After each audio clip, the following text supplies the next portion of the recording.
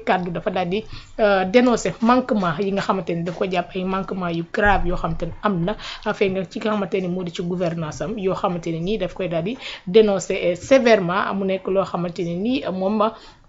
ay manquement comme ni ko defee ay manquement yu récurrent yoo xamante ni dafa nekk ak ay contraire aux règles de transparence et de bonne gouvernance moom loolu la jàppee mbir moomee ne bokkul ak li nga xamante ni ñoom loolu la ñu woote ne noonu la ñuy daal di gouverner li nga xamante ni moom moo ci réew mi des manquements surtout ci côté secteur yi nga xamante ni ay DG ñoo fa daan nekk ay PCA ñoo fa daan nekk ak ñeneen ñoo xamante ni dékk nañ leen ay poste de responsabilité fii ci réew mi ñu war koo doxal ni ñu koy war a doxalee waaye mu ci gis ay failles yoo xamante ni bokkul ak li nga xamante ni moom la ñu woowee bonne gouvernance crainte yooyu noonu moom la premier ministre Ousmane Sonko daal di koy am daal di rebooster waat li nga xamante ni moo di nekk son équipe rawaan mu nekk loo xamante ni lu am solo la ci un dirigeant boo xamante ni da nga daal di aspirer développer li nga xamante ni moom moo di ci réew mi. waaw bon je pense comme j'avais déjà dit xam nga loolu dafay wane rek benn quelque part sax c'est de l'humilité man moom laay kii parce que au moins. critiqué wul nag li nga xamante ni keneen la ko denk moom li nga xamante ni moom lay diriger loolu la def ay critique donc certains nag mën nañ ci gis benn aveu boo xamante ni day mel ni peut-être ni ko ñenn ñi di waxee quoi moom moo leen tànn nangam et cetera mais en fait c'est-à-dire loolu Ousmane dafa wax loo xamante ni rek c'est une réalité sénégalaise nañ ko wax te day fii dans l'administration amul kenn koo xamante ni mosoo xëy suba ba ngoon jot ngay am loo lijjanti dans l'administration te ñaxtu woo que ni am na ay lenteur wala am na laxisme wala am na loo xamante ni ñu war a def seen liggéey te defuñu ko loolu c'est une réalité qui est là et qui existe et que moom mu dénoncé ko xam nañ ko ñu bañ ko dénoncé xam nañ ko léegi nag dama jàpp ne tey ñi nga xamante ni ñoo nekk ci position yooyu di liggéey bis bu ñu demee ba seen kilifa dem ba commencé di dénoncer au moins loolu war naa def une certaine alerte ci ñoom. Bien sûr. ci ñoom donc fi mu toog conseil des ministres la ñu war a toog waxtaanee li nga xamante ni noonu la ñu war a doxalee réew mi li nga xamante ni moo ci jag ak li ci jagul ak li ñu war a joyanti foofu la ko waxee donc bu ñu toogee ci conseil des ministres nag nga jël ay jëwriñ dénk leen ñooñu di liggéey ci service yooyu nga dénk jëwriñ yooyu lañ nekk c'est-à-dire du yow yaay jéggi ministre bi nga dénk dem effectivement ba dans ces administrations di wax ak koo xamante ni dafa liggéeyam. c'est-à-dire ba muy wax man pour man contexte ba mu ko waxee dafa am solo. conseil des ministres la jàkkaarloo ak ay ministres am ak ay jëwriñam yi mu dénk ne leen ci biir service yi ma leen dénk.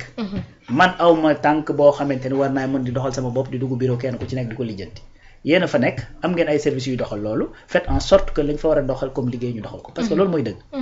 man dama ne en fait liy wane ni Ousmane Sonko nekkul un ministre premier ministre boo xamante ni dafay toog si perchoir am bàyyi gars yi di doxal sans pour autant mu dugal ci loxoom mooy que ni effectivement c'est dafa dem ba ci loo xamante ni presque c'est à un niveau de détail archivage dans des services c'est-à-dire tey boo xamee ni lañ ko war a doxeewul noonu ça veut dire que soit tu as posé la question wala doon nga liggéey sàngam bañ ko waxee ba pare fan lañ ci toll et cetera et cetera. te pour te dire que loolu question la boo xamante ni da koy tenir à cœur mooy que ni dafa créer un service spécial logé à la primature pour effectivement di saytu loolu. mooy le bureau d'orientation et de suivi des projets des grands projets de l'État. donc kooku bu fekkee ni dafa dellu si waat ku créer service bu toll noonu dénk ko effectivement ay boroomi xam-xam bu dellu si waatee ne suivi bi dafay wuñ ko ni mu waree ci yenn services yi te waxul ñëpp nag dafa ne am na ay administrateurs yoo xam ni réunion de coordination yi ñu waroon def sax defuñu ko. loolu ku ne xam na ni Sénégal loolu fii la fekk baax. xam nga ku am na des comptes rendus yoo xamante ne waroon nañ ko def defuñu ko. am na effectivement archivage boo xam ne waroon nañ ko def defuñu ko ça veut dire que au moins cette organisation du travail ak li nga xamante ni concrètement noonu la administration war a doxee. pour que ce fast track temps chanté bi nga xamante ni moom la ancien régime doon am ñu mën ko parce que il suffit on n'a pas besoin d'accélérer le travail de l'administration parce que liggéey bu ci nekk aussi dafa am temps bu muy laaj. c'est-à-dire il faut juste faire le job. et ça va s'accélérer de façon naturelle. naturellement. c'est-à-dire tey bu fekkee ni dafa am liggéey boo xamante ni ñeenti nit ko seex.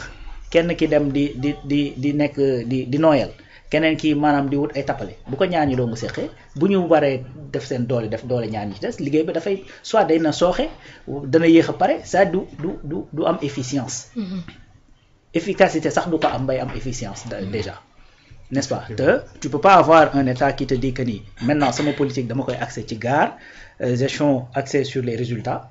créer service boo xamante ne day kii loolu ba pare après l'administration bi nga xamante ne moo nekk ci suuf du suivre le rythme. Parce que actuellement nii quels que soient les projets quelle que soit orientation bi ñu bëgg am c'est-à-dire si l'administration ne suit pas le rythme c'est-à-dire yëf yi dafay sooxe. te qu'est-ce que tu peux faire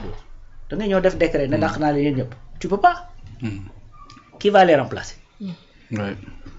Tu peux pas. Donc yow tey da ngay gis koo xamante ne dafay nekk dans une administration 5 ans 6 ans 7 ans 8 ans 10 ans il connaît le métier mais moom ci boppam moo amul pression ci boppam. loolu mooy problème ñun sénégalais c'est-à-dire ça man dama jàpp ne Ousmane dafa soulever la question parce que bu doon régler pour régler rek je pense que il a tous les leviers comme ni ma ko waxoon pour mën a soit bu jaree dàq ñu dàq la soit bu jaree sanctionner ñu sanctionner la et cetera mais pour man bu waxee loolu c'est pour rendre conscient aux Sénégalais que ñun actuellement dañoo toll foo xamante ni c'est à nous de prendre les choses en main. doxal ko. Parce que mënuñu nekk à chaque fois non il faut qu'on soit souverain non il faut que ni ñu tubaab bi nootee mu dañ non nangam ki lay wax ne il faut ni ñu tubaab bi nootee dañ kooku mooy wëlbatiku nga jox ko liggéey mu koy traîner loo kooku mooy wëlbatiku nga jël liggéey jox ko tubaab boo xamante ne moo koy def comme il le faut mu ne non da ngaa bañ waa réew mi. Parce que c'est entre nous Sénégalais. Donc il faut que cette administration là ñi nga xamante ni ñoo fa nekk tey def loolu qu'ils soient conscients que ni tout d'abord liggéey boobu ñuy def comme je l'avais dit ici jaamu yàlla la tout d'abord. C'est-à-dire liggéey gis nga tey tu sais pourquoi la communauté mouride mën a juddu en moins de 100 ans presque Touba mel ni mu mel. C'est parce que dañoo jël liggéey érigé ko ci au niveau de culte. y a un beau texte boo xamante ni Mamadou Dia moo ko bindoon ci loolu. C'était pendant le Magal suma jumul de 58 mu bind ko pour rendre hommage pour di wax communauté bi ni nga xamante ne noonu lañ koy mais en réalité c'est ça. léegi nag yow liggéey bi boo ko defee au rang de culte boo julliwul sa gée dem tëdd ni mu lay defee cas de conscience liggéey bi boo ko jaaralul yoon noonu la lay defee cas de conscience c'est-à-dire foofu la ñu war a toll. foofu la ñu war a toll parce que ñeneen ñi foofu lañ toll. foofu la yeneen peuples yi toll tey par exemple un chinois bu fekkee dafay liggéey da koy liggéey comme il se doit man j'ai regardé benn reportage boo xam élève laa la wax en Corée du Sud. c'est-à-dire ils ont des dans les classes dafa am benn tablement bu nga xamante ne haute table bu gudd la. dañ koy teg ci gannaaw xale bi xam nga pour lan la c'est-à-dire bu nelawee classe dañ koy moyen ci ay notam pour éviter nelaw bu jàngee bay sentir gëmmentu day jóg jël ay bagages am dem ci gannaaw taxaw debout continuer ay couram pour bañ a nelaw c'est que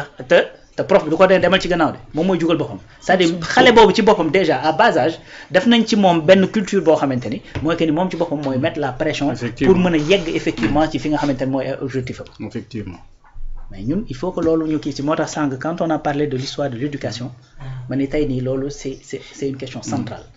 Touba bañ fa njaareem bañ fa bëggee def école française bañ laajee sëriñ bi dañ leen bu fekkee dañuy yor instruction ñu yor yar bi mën nañ ko fee def. Bien sûr. Parce que yar mooy def ci nit ay valeurs. léegi nag malheureusement administration mi ngi fi Sénégalais yi ay magum jëmm lañ kenn ku ci nekk koo xamante ne da ngaa l'accès ci service xam nga ko bu baax a baax a baax. Voilà donc il faudrait que en plus de loolu nag en plus de dénoncer. Je pense qu'il faut des systèmes de sanctions et de récompenses. Bien sûr. Et de récompenses. Ku liggéey liggéeyam nga tàgg ko ba ñëpp xam ne kii liggéey na liggéeyam nga wane ko en exemple ku liggéeyul effectivement mu am plan de carrière qui est pourri. man pour man nit ku nekk ak loo yaafus li nga bëgg peut-être mooy évoluer donc bu fekkee ni loolu aussi da nga koy def te doo évoluer fenn peut-être que à un certain moment sa conscience dina dellu si. Merci beaucoup alors Djibril bi Ousmane Sonko génnee ku nekk am na gis-gis bi nga xamante ne moom nga ci gisee ñenn ñi gisee nañ ne c'est normal mu daal di jaajiwaat bi nga xamante ne ñoom son équipe mais d'autres dañ koy gisee que ni moom moo leen fa jël teg leen fa waroon naa xool ñan la fay daal di teg ba mu daal di ñëw ba période bii nii di dem di génne di wax est-ce que loolu noonu mën nañ ko imputer ki nga xamante ne mooy le premier ministre Ousmane Sonko. Non, le premier ministre est dans son rôle, c'est le chef du gouvernement. Moom mooy le patron de l'administration. bu nekkee patron kay bu la neexee nga wax il n'est pas satisfait il est dans son rôle war na ko wax. parce que administration Sénégal moom fi la ko fekk. oui man je vais même loin mais administration bi lan la c'est une administration coloniale. oui réflexe colonial lañ am il y a une forte colonialité dans leur façon de faire. man bu ma doon Ousmane et ce que je souhaite il faut aller en profondeur dans les réformes. parce que lii ñu yor nii man lii nga xam ni ci laa màggee di leen gis ñu daan liggéey nii lii du dem. déedéet lii il passe des jours li ñuy liggéey déjà volume de travail bi bari na mais ana efficacité bi. circuit bii ñu yor ay këyit ak këyit yu bari yii nii yooyu xewi na. àdduna weesu na ko. l'administration elle est lourde et elle n'est pas faite pour nous ba ko France di dessiner di ñu ko indil dessiné wu ko pour ñun bi ñu amee indépendance en 1960 taxawuñ ci def les réformes nécessaires defuñu ko Senghor ne l'a pas fait Abdou Diouf non plus Wade n'en parlons même pas Macky Sall ñëw accéléré ko amul benn réforme en profondeur de l'administration te dafa war a am li ñu bëgg ñun ak agenda bi niñ ko décliner ak fi mu bëgg a àgg moom mënul continuer ci administration bi waaw du ay problème ñu bees dañuy ñëw indaale seeni système en attendant ñuy dugg ci biir système bi mu broyer leen boolewaat leen ils sont obligés de serrer les rangs parce que administration bi niñ ko laale la c'est pas une administration de service boo xam ne moom dafa nekk di servir le client le citoyen non administration bi limite day jàpp ni sax ñun ñëpp dund nañ ko que ce soit dans les banques que ce soit dans les assurances foo mën di dem mu jàpp ni mooy yow mi nga xam ni yow yaa tax ñu créer service bi tu comptes à peine réflexion yi moo am foo dem moo fa am léegi nag Ousmane il est dans son rôle parce que moom c'est l'artisan en fait ci li xew en 2024 te le président de la République nous a rassuré bu mu waxee ni moom il va transférer ses pouvoirs mooy dañuy génne ci dualisme bi mu nekk man góoma ce régime là bu ñu am ni góoma ko te lii c'est une horreur buñ ko dindiwul baaxul parce que lu tax baaxul mooy premier ministre dafa am il est doublement légitime il est légitime du point de vue populaire et il est légitime aussi du point de vue démocratique parce que mooy l'artisan du changement moom moo gën a légitime le président de la République du point de vue représentatif populaire donc moom boo ko joxee mission ni ko tu es responsable devant le président de la République et devant l'Assemblée là ça correspond pas à la nature politique maanaam de la réalité politique loolu le schéma boobu le Sénégal am actuellement li am nii actuellement musul am dans notre histoire politique l'histoire récente l'histoire moderne du Sénégal musul am un premier ministre qui est plus populaire que le président de la République heureusement que président de la République ce phénomène là gêné wu ko li Senghor créé woon en 62 nga xam ni c'est une représentation une inspiration gaullienne de la Cinquième République mooy un régime boo xam ne non pas présidentiel parce que le régime présidentiel mooy li am États-Unis mooy amuñu premier ministre loolu mooy régime présidentiel fii on confond tout finalement doo xam sax fii li fi am mooy ay semi présidentiel la ñuy wax ak parlementaire kenn xamul c'est un dualisme bi li koy wane mooy premier ministre bi nga xam ne mooy conduire la politique du gouvernement il est responsable devant le président et devant l'Assemblée or su fekkee dañu dem ci ay réformes avec un régime moniste bi nga xam ne mooy la particularité du monde àdduna bépp régime moniste moo fi dominé Allemagne moo fa am moom moo am Pologne moom moo am Espagne moo am ci réew yu bari mooy un premier ministre chef du gouvernement responsable devant le Parlement et non devant le président de la République parce que moom mooy le conduire en fait la politique du gouvernement premier président de la République pour renforcer ce régime-là mën nañ ko jox un veto en cas où premier ministre ak parlement am ay tiraillement président àtte mais lii président buy définir la politique de la nation di nommer aux postes civils et militaires di décréter en fait yor tous les leviers ba pare amul benn responsabilité lu dul mooy maanaam en cas de haute trahison ce qui n'est même pas défini par le code pénal fi mu ne nii bu nu doomoon jàppi Macky Sall sax code pénal mënu ko téye ndax amuñu loi bu koy téye xamuñu lan lañ koy jiiñ loolu c'est une catastrophe waaw loolu moo tax le premier ministre est dans son rôle moi je l'encourage je l'exhorte même à aller ces partisans nag yi ko xamul mu xam ne moom tamit réew la ñu yoruñu ay parti politique ñi compétent wul ci Pastef mu jële leen fa jël sama gars yi ku leen mën yow mi ku la mën da ngaa defe ne bu la faloon tey doo dawal da ngay dawal nañoo xam ni réew mi am réew boo ko yoree yaa yilif doomi réew mépp amul ay yaa raagoon ak Macky Sall ak yaa am carte Pastef ak yooyu xewi na Pastef moomu réew mi réew mi c'est pour tous les Sénégalais toutes les compétences su fekkee da nga am ay compétences yoo nommé yow yaa am poste boobu yaa am prérogative boobu suñu dawalul wala nga gis leen ñu commencé di yor ay comportement yoo xam ne ça ne va pas mais soit Ablaye Wade lu ñu gënoon neex ci moom mooy équipe bi moom da koy changé moom 1-2 mu tëbal ministre yi indi ñeneen di essayer ba am le meilleur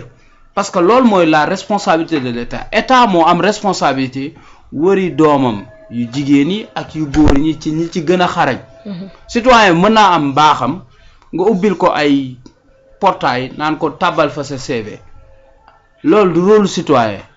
état moo am responsabilité mais wëri les meilleurs talents des Sénégalais fu ñu nekk moo xam ci biir réew mi moo xam dañu nekk Kédougou moo xam dañu nekk Tamba moo xam dañu nekk Dakar wala Thiès wala Saint-Louis wala dañu nekk Mauritanie wala dañu nekk États-Unis état moo war a am nu muy defee ciblage am nu muy liggéeyee moom problème am la l'essentiel liñ koy laaj ñun mooy obligation de résultat bi ñu am ak moom lu koy jàppale ci résultat boobu mu wëri leen loolu bu ko Ousmane defee pour man te mu ngi ci yoon boobu parce que loo gis am na période de grâce te Ousmane tel que moi parce que maa ngi koy théoriser maa ngi koy analyser dans ce livre là à la page 112 il y a un texte qui le concerne man ça fait depuis 2020 je réfléchis sur l'homme parce que pour man l'homme n'est pas encore connu Sénégalais yi dañu ko jàppee un phénomène rek parce que lu mu def musul am dans l'histoire politique du Sénégal il commence avec un projet politique bind livre teg bindaa livre teg bu amul woon événement 2021 yi trajectoire Ousmane Sonko beneen trajectoire lay doon c'est parce que dañ ko pousse ci xeex mu découvrir nag njàmbaar ak fit loolu aussi mooy l'audace mooy les marqueurs du 21e siècle donc pour man plus ñuy réfléchir wala plus ñuy avancer ci nit ki mieux ñuy découvrir qui mooy kan et c'est un véritable leader qu'on doit étudier dans nos universités en sciences politiques dañ ko war a offrir comme un modèle pour la jeunesse parce que daf koy incarner li mu traversé ba agsi fii mu agsi bariwul réew mi wala kenn traversé ko man xawma ku ko fi traversé à son âge Abdoulaye Wade moo ko fi traversé te bokkuñu ay trajectoire du tout mais il a fait face il a défait un système léegi nag lu des mooy matérialiser la rupture système bi màbb na da nga koy jekkali man loolu laa gëm anglais day wax ni soldat boo ko fekkee ci teeru xare mu gaañu doo ko sauver da nga koy jekkali man je suis cruel dama bëgg ñu jekkali régime bi daaneel système bi mu jóge fi waaw loolu moo ñu ciy génne man noonu laa gis Saa Wolof yow tamit noo jàngatee génn bi nga xamante ne